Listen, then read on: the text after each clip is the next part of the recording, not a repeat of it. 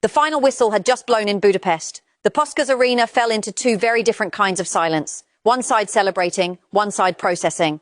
Arsenal had just lost the Champions League final to Paris Saint-Germain on penalties, finishing a season that saw them win the Premier League title for the first time in 22 years. A near treble, a historic season, and yet the pain of that penalty shootout was immediate and raw. But here is what I want you to understand right now. The story of Arsenal this summer is not about that final whistle. It is about what happens next. Because within hours of that defeat, the conversations that will shape next season had already begun. Transfer targets were being discussed, player futures were being questioned, and the financial picture was becoming clearer by the minute. This is where we are. And I am going to take you through every single piece of this story one by one so you understand exactly what Arsenal are dealing with this summer. Let me be direct about what is at stake here. Arsenal have just proven they can win the Premier League. They have just proven they can reach a Champions League final. Mikel Arteta himself said it clearly after the game. He said the club needs to make very important decisions if they want to reach another level. He said they need to be very ambitious, very fast and very smart. Those are not casual words. That is a manager drawing a line in the sand. Arsenal are at a crossroads. The decisions made this summer on transfers in, transfers out and contract renewals will determine whether this squad can go from nearly winning everything to actually winning everything. If you want deeper analysis on stories like this, ones that go beyond the headlines and into the real decisions being made at the club, hit that subscribe button right now. This channel exists to give you the full picture every time. Now let us get into the detail. Gabriel Magalhaes, the penalty miss, and what happened after. Screenshot 1. And this is one of the most remarkable stories to come out of that final weekend. Gabriel Magalhaes missed a penalty in the Champions League final shootout against Paris Saint-Germain. That is the confirmed fact. In the immediate aftermath, many expected a wave of criticism directed at the Brazilian defender. Instead, something completely different happened. Shirt sales for Gabriel Magalhaes increased by 350% after that penalty miss. He became the top-selling name on Arsenal shirts over the entire weekend. At one point, sales of his shirt doubled those of every other Arsenal shirt combined. Now read that again. A player misses a penalty in the Champions League final, and his shirt becomes the best seller at the club. That tells you something very important about the relationship between this Arsenal fan base and their players. The supporters did not turn on Gabriel, they rallied behind him. My analysis on this is not just a feel-good story, this is a signal about the culture at Arsenal right now. When a fan base responds to a painful moment by buying the shirt of the player who missed, that is unity. That is a club that has built something real. For Arsenal as a commercial and sporting institution, that kind of loyalty from supporters is incredibly valuable. It also suggests that any suggestion of selling Gabriel Magalhaes this summer would be met with serious fan resistance. Gabriel Martinelli, the departure question. Screenshot 2. Now this is where the transfer window gets complicated. Bayern Munich and Paris Saint-Germain are reportedly monitoring Gabriel Martinelli's situation.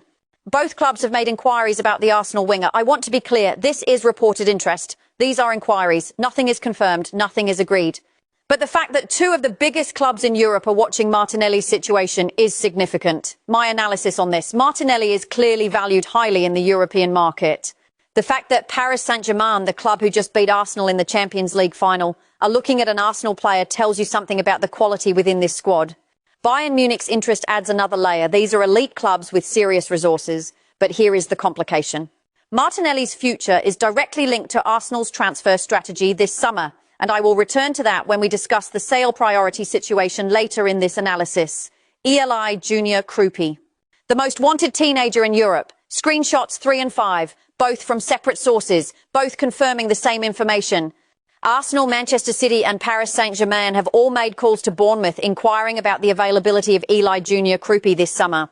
Fabrizio Romano, who is one of the most reliable sources in European transfer news, confirmed this. All three clubs are now waiting for Bournemouth to indicate their asking price. Think about that list of clubs for a moment. Arsenal, Manchester City, Paris Saint-Germain. These are Premier League champions, serial title winners and the current Champions League winners. All three want the same teenager from Bournemouth. This is confirmed contact, not rumour, not speculation. Confirmed calls made to Bournemouth. My analysis on this: Krooppy is clearly regarded as an elite young talent at the highest levels of European football. When clubs of this calibre are competing for the same player, the price Bournemouth will demand will be extremely high. Bournemouth are under no obligation to sell. That was also confirmed. The situation is one where Arsenal will need to be both financially competitive and quick in their decision-making. The competition from Manchester City and Paris Saint-Germain makes this a genuinely difficult pursuit. The article also confirmed that Arsenal are interested in Kroupi as part of their summer transfer plans. This is not speculation. This is confirmed interest. Ethan Nwaneri, staying or leaving. The internal conflict, screenshots 4 and 6. And this one is very interesting because it tells two different stories at the same time. Screenshot 4 confirms that Como are among the clubs pushing hardest to sign Ethan Nwaneri this summer. Newcastle United, Aston Villa and Everton have also shown interest in the player. Como would be open to discussing a variety of deal structures to make a move work, but Screenshot 6 adds a crucial layer to this story. Ethan Nwaneri is described as hugely admired internally at Arsenal. However, sources close to the player indicate that concerns remain over the level of first-team opportunities likely to be available to him next season. My analysis on this is a genuinely difficult situation for Arsenal to manage. They clearly rate Nwaneri highly as a talent, but the player himself or those around him have concerns about playing time. In modern football, young players who are not given regular first-team minutes will seek those minutes elsewhere. If Nwaneri cannot see a clear path into the Arsenal starting 11, the risk of losing him to a club like Como or Newcastle becomes very real. Arsenal will need to make a clear decision. Either commit to giving Nwaneri a genuine role or accept that the player may need to move on to develop. There is no middle ground here. Arsenal's Champions League prize money, a record payout. Screenshot 7, and this is the financial story that underpins everything else. Arsenal are set to receive £141.18 million in Champions League prize money. This is a record-breaking amount despite finishing as runners-up. Before arriving in Budapest for the final, Arsenal had already earned approximately £125.8 million through their European campaign. The additional £16 million was awarded for finishing as runners-up. Here is the most remarkable detail. Arsenal's total Champions League payout of £141.18 million is higher than the amount Paris Saint-Germain received for winning the Champions League last season. My analysis on this is an extraordinary financial position for Arsenal to be in. They lost the final, and yet they earned more from the competition than the previous year's winners. This money does not solve everything, but it gives Arsenal genuine financial power in this transfer window. When Arteta says the club needs to be very ambitious this summer, the financial foundation to back that ambition is clearly there. William Saliba, injury concern, and a message of defiance. Screenshots 8 and 10, two very different aspects of the same player's story. Screenshot 8. William Saliba is set to undergo scans to determine the severity of a back injury he has been managing since late in the club season. France are closely monitoring the situation ahead of the World Cup. Teams are allowed to replace injured players up to 24 hours before their opening match. That is the medical concern. Real, confirmed and serious enough to warrant scans. But then Screenshot 10 gives us the other side of Saliba. His Instagram post after the season read, and I am going to paraphrase this carefully. He spoke about not letting one moment define the journey. He referenced the season showing how far the team had come together, the work, the belief, the unity. He spoke about bringing the league back after 22 years, and he committed to going again next season, stronger and hungrier. My analysis on this. The back injury is a genuine concern that Arsenal and France will be watching very closely. However, Saliba's public message suggests a player who is mentally in the right place, motivated and fully committed to Arsenal's project. His words about bringing the Premier League back where it belongs after 22 years are significant. This is a player who understands what the club has achieved and what remains to be done. Arsenal's central defensive future, Castello Lukeba, Screenshot 9. This one looks further ahead. Arsenal are thinking longer term about who will succeed Gabriel Magalhaes, who has had knee issues. RB Leipzig's Castello Lukeba, aged 23, is one target being considered. My analysis on this is a forward-thinking piece of planning from Arsenal. Gabriel Magalhaes is a key player, as we discussed earlier, but the fact that he has had knee issues means the club are being responsible by identifying a potential long-term successor. Lukeba at 23 represents a profile Arsenal frequently target. Young, talented, with significant development potential. This is not a panic signing. This is strategic planning. Arsenal's midfield targets. 3 names. Screenshot 11. Arsenal want to sign a midfielder this summer. Their main targets are identified as Matheus Fernandes, aged 21, Sandro Tonali, aged 26, and Ayoub Bouadi, aged 18. Miles Lewis-Skelly is also expected to step up and command regular game time in midfield. My analysis on this is a very interesting shortlist. The 3 targets cover different profiles. Fernandes represents a young, dynamic option. Tonali at 26 is more experienced and closer to his peak years. Bouadi at 18 is the youngest of the group, a longer-term investment. The inclusion of Miles Lewis-Skelly as someone expected to take on a bigger role is significant because it suggests Arsenal see him as part of the midfield solution, not just a squad player. The article from Football London also confirmed that there is further keenness at Arsenal to add a midfielder and fullback to the team this summer. That confirms the midfield priority is real.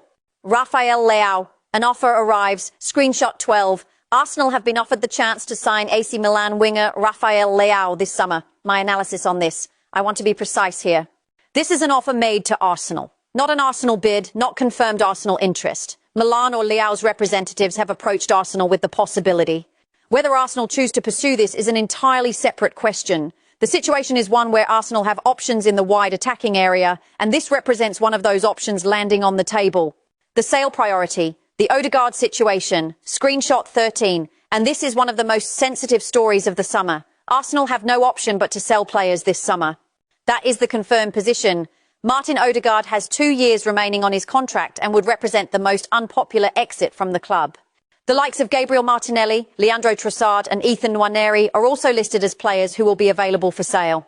My analysis on this. Let me be clear about what this means. Arsenal need to generate funds through player sales this summer. Odegaard, with 2 years left on his deal, is in a complicated contractual position. He is described as the most unpopular potential exit. That phrase is important. It does not say he is leaving. It says he would be the hardest departure for supporters to accept if it happened. Martinelli's situation, which we discussed alongside Bayern Munich and Paris Saint-Germain's interest, now takes on added significance. If Arsenal need to sell and there is elite European interest in Martinelli, that conversation becomes very real very quickly. Nwaneri's name appearing on this list, combined with his concerns about playing time, suggests his exit could be among the more likely outcomes. Pierre-Hincapie, staying or going. Article 1. Pierre-Hincapie posted an emotional message on Instagram after the Champions League final defeat. He wrote about feeling fortunate to be part of a group of dreamers. He said it hurts, but expressed conviction that the pain would be turned into lessons for the future. He said the team will be back. Arsenal signed Hincapie from Bayer Leverkusen last summer on a loan deal that includes an option to make the move permanent for £45 million. Mikel Arteta, when asked about signing Hincapie permanently, responded by saying he would say so, and that the club is very, very happy with him. Leverkusen left a heart hands emoji on Hincapie's Instagram post, which is a small but notable detail. There are also reports that Barcelona have interest in signing Hincapie this summer. And the Daily Mail reported that Arsenal could look to sell Hincapie soon after signing him permanently if a suitable offer arrived that would generate a profit. My analysis on this. The situation with Hincapie is layered. Arteta's public words strongly suggest Arsenal intend to make the move permanent. Hincapie's Instagram message, while emotional, is consistent with a player who sees his future at Arsenal. But the Barcelona interest and the suggestion that Arsenal could sell for a profit introduces real uncertainty. For £45 million permanent and then a sale at a higher price, Arsenal would effectively be using Hincapie as a financial mechanism while also benefiting from his quality during the season. Whether that is the actual plan or simply speculation is not confirmed. What is confirmed is that Arteta wants him, Hincapie seems to want to stay, and external interest from Barcelona exists. Morgan Rogers and Eli Jr. Krooppy, the double target, Article 2. Arsenal are interested in both Morgan Rogers and Eli Jr. Krooppy ahead of what is expected to be an ambitious summer. Aston Villa and Bournemouth are under no obligation to sell their players, but Arsenal are now an extremely attractive destination given their recent success. The article confirms that Andrea Berta is at the centre of Arsenal's push for signings this summer. Contract renewals for Jurriën Timber and Declan Rice are also on the club's agenda.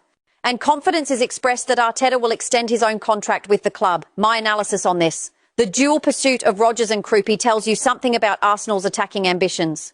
These are two of the most exciting young British talents in the Premier League. The fact that neither Aston Villa nor Bournemouth are under any pressure to sell means Arsenal will need to offer significant fees. With £141 million in Champions League money and a clear need for player sales to also generate funds, the financial picture is complex but not impossible. Arteta's expected contract extension adds stability to the project. When a manager of his quality commits to a club, it sends a message to players being recruited. The situation is one where Arsenal's sporting appeal and financial position align well, but the execution of these deals will require precision. Where Arsenal stand this summer. Let me bring this all together. Arsenal won the Premier League. They reached the Champions League final. They earned a record £141 million in European prize money. They have a manager who is committed to the project And they have a fan base that rallied behind Gabriel Magalhaes after a penalty miss, which tells you everything about the unity at this club right now. But the challenges are real. They need to sell players, including potentially very popular ones. They are in a three-way battle for Eli Jr. Kroupi against Manchester City and Paris Saint-Germain. They need to make a decision on Ethan Nwaneri's role. They need to renew the contracts of Jurrien Timber and Declan Rice. They need to sign a midfielder and a fullback. They need to finalise Hincapie's permanent move, and they need to do all of this quickly and smartly, as Arteta himself demanded. The evidence suggests this is not a club in crisis. This is a club at a defining moment. The foundation is strong. The finances, while requiring careful management, are healthier than at most points in the club's recent history. And the ambition, as Arteta made clear, is real. The question this summer is not whether Arsenal can compete at the highest level. They have already proven they can. The question is whether the decisions made in the next few weeks will take them from competitors to consistent winners. I am Tessa, Arsenal analyst. I will be covering every development in this transfer window as it unfolds. Subscribe now so you do not miss a single update. This is the most important Arsenal summer in years. And we are just getting started.